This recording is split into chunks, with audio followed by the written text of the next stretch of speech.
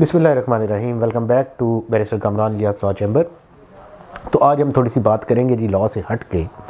बात ऐसे है जी कि PMLN का इलेक्शन के लिए बयानिया आ गया है, पाकिस्तान को नवाज दो। उसके अंदर वैसे काफ़ी अच्छी चीज़ें भी हैं, लेकिन कुछ ऐसी चीज़ें जिसके ऊपर डिस्कशन करना चाहता था मैं, तो मैंने कहा कि ये अच्छा फोरम है, इसके ऊपर डिस्कस कर लेते हैं। क्योंकि एक जो बात मुझे अच्छी लगी कि एक मेरा कंसर्न था रिगार्डिंग इलेक्ट्रिसिटी, कि हमारा इधर इलेक्ट्रिसिटी का क्राइसिस है, और उसके ऊपर मैंने सजेस्ट किया था अपने एक व्लॉग के अंदर कि अगर हम सोलर एनर्जी को यूज़ करें तो शायद हमारा ये क्राइसिस किसी न किसी हद तक कम हो जाए। तो ये अच्छी बात है कि अपने बयानिए में उन्होंने शमसी तवानाई से बिजली बनाने का एक प्रपोज़ल दिया है, और उम्मीद करते हैं कि इंशाल्लाह इसके ऊपर काम भी होगा।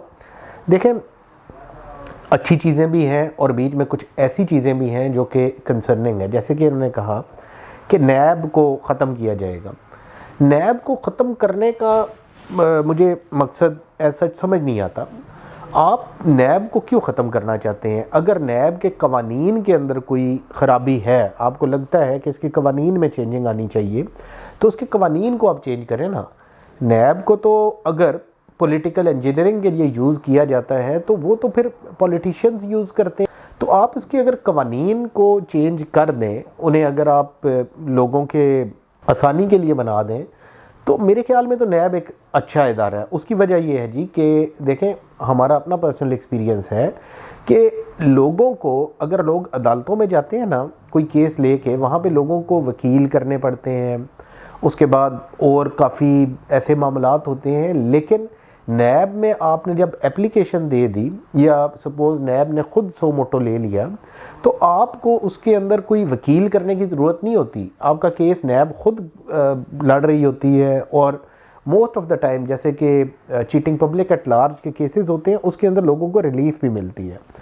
फिर उसके बाद जैसे कि मिस यूज़ ऑफ अथॉरिटी, आपके सरकारी दफातर में बहुत ज़्यादा मिस यूज़ ऑफ अथॉरिटी होती है। देखें, मिस यूज़ ऑफ अथॉरिटी सिर्फ मिस यूज़ ऑफ अथॉरिटी नहीं होती है, नॉन यूज़ ऑफ अथॉरिटी भी होती है। इसके ऊपर कम अज़ कम ये आपकी करप्शन एंड करप्ट प्रैक्टिसेस वाली सेक्शन के अंदर ये मौजूद है। और कम अज़ कम ये बात तो है ना, डर खौफ तो मौजूद है ना कि नैब इसके ऊपर कार्रवाई कर सकती है। ऑल्दो हमारे इधर आज़ाद कश्मीर में तो मिस यूज़ ऑफ अथॉरिटी के ऊपर बहुत काम होता है जी, उधर बहुत कार्रवाई होती है इस सेक्शन के तहत, लेकिन इधर उतने केसेस देखने को नहीं मिले।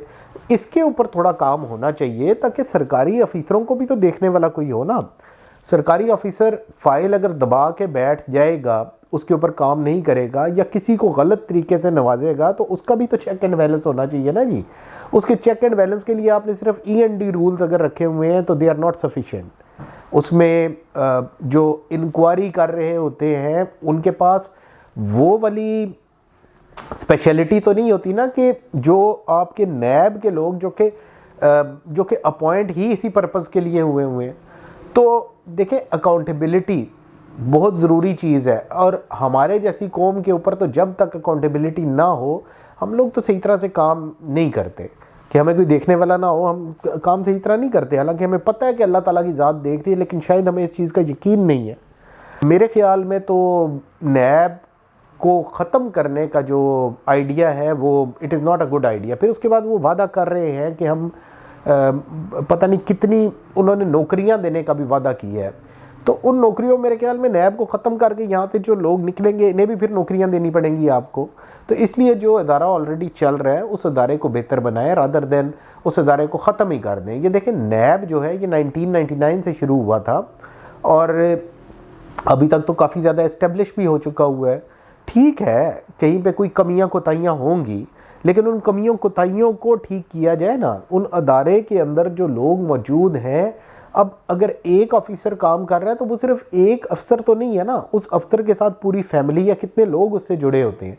आप उसे नौकरी से फारग कर देंगे अदारा ख़त्म करके ही, तो वो बेचारा किधर जाएगा, उसकी फैमिली किधर जाएगी, उनका क्या कसूर है? तो कसूर तो उन लोगों का होता है जो इनसे गलत काम करवाते हैं। तो इस चीज़ के ऊपर थोड़ा सा देखें। फिर उसके बाद बात थी कि आर्टिकल 62, 63 को रिस्टोर किया जाएगा ओरिजिनल पोजीशन के ऊपर उसकी। अच्छी बात है, बिल्कुल होना चाहिए। लेकिन मुझे ये बताएं कि इससे एक मतलब आम पाकिस्तानी को क्या फ़ायदा है जी? आम पाकिस्तानी को इस टाइम जो मसाइल हैं वो मसाइल आर्टिकल 62, 63 के तो है ही नहीं। आम पाकिस्तानी के मसाइल और हैं कुछ। इससे फ़ायदा डेफिनेटली पॉलिटिशियंस को होगा। इससे तो मुझे नहीं लग रहा कि कहीं पे किसी आम पाकिस्तानी को कोई फ़ायदा इससे हो सकता है। तो ठीक है, अच्छी बात है कि उसे रिस्टोर होना चाहिए वापस अपनी जगह पे। और मैं ख़ुद इस बात पे यकीन रखता हूँ कि सादिक और अमीन होना कोई इतना आसान काम नहीं है।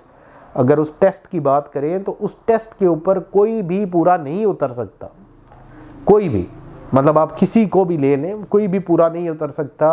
सिर्फ हज़रत मोहम्मद सल्लल्लाहु अलैहि वसल्लम वो सादिक और अमीन थे, उन्हें ये टाइटल मिला था। हम कहाँ पे जी? हम तो मतलब ये सवाल ही नहीं पैदा होता, हम सोच ही नहीं सकते इस टाइटल के बारे में ना।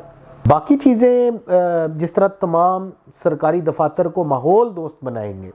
अब माहौल दोस्त का क्या मतलब है कि क्या वहाँ पे, हाँ ये हो सकता है कि आप उसके अंदर ये होगा कि आप पेपर वर्क कम कर देंगे और ज़्यादा आप शिफ्ट होंगे टूवर्ड टेक्नोलॉजी।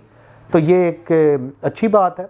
उसके अंदर होता ही है कि जब आप पेपर वर्क के मतलब देखते हैं ना, फाइलें ढूंढने में भी बड़ी प्रॉब्लम्स होती है सरकारी दफातर के अंदर। और अक्सर लोगों के फ़ाइलें मिलती नहीं हैं। लोग बेचारे वो फाइलें ना मिलने की वजह से जितना सफ़र करते हैं। तो this would be a good initiative.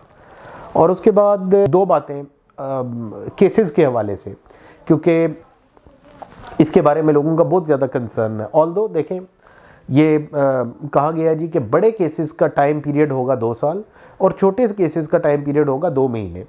देखें, अगर करने में आए तो कोई चीज़ इम्पॉसिबल नहीं है, लेकिन अगर अभी देखें तो ये चीज़ मौजूद नहीं है।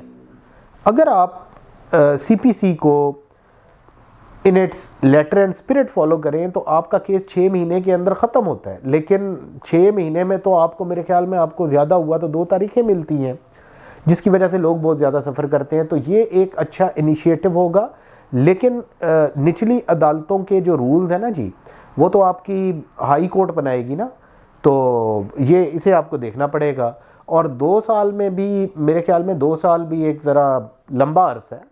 आपका केस जब कोई बड़ा केस है, बड़ा केस भी आपका मतलब अगर उसके ऊपर वर्किंग हुई हो सही, तो वो तो आपका जल्दी ख़त्म हो सकता है। उसके लिए आपको ज़रूरत ये है कि आप अपनी प्रोसिक्यूशन को तगड़ा करें। प्रोसिक्यूशन को तगड़ा कैसे करेंगे कि उन्हें आप ट्रेन करेंगे, पुरानी चीज़ों से निकलें और नई चीज़ों की तरफ आएँ। नई जो डेवलपमेंट्स हो रही हैं इस टाइम दुनिया में, उन्हें देखें और वो चीज़ें आप अडॉप्ट करें।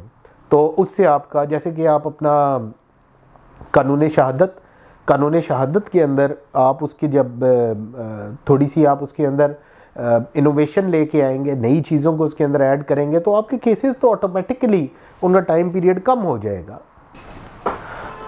बहरहाल ऑल एंड ऑल अगर हम बात करें, क्योंकि ज़्यादा पॉलिटिकल बातें मैं नहीं करता, सिर्फ ये बयानिए में क्योंकि ये जिक्र आ गया तो 2-3 चीज़ें ऐसी थी, जैसे नैब की बात थी, आर्टिकल 62, 63 की बात थी, उसके बाद ये अदालती मामलात की बात थी, और फिर मोस्ट इम्पॉर्टेंटली जो आपने सोलर एनर्जी की बात की, तो वो उसने मुझे काफ़ी अपील किया कि, और मुझे खुशी हुई कि मैंने कहा कि मैंने एक व्लॉग बनाया था, एक वीडियो बनाई थी छोटी सी, तो शायद वो किसी ने सुन ली हो। तो ये तो बहुत अच्छी बात है।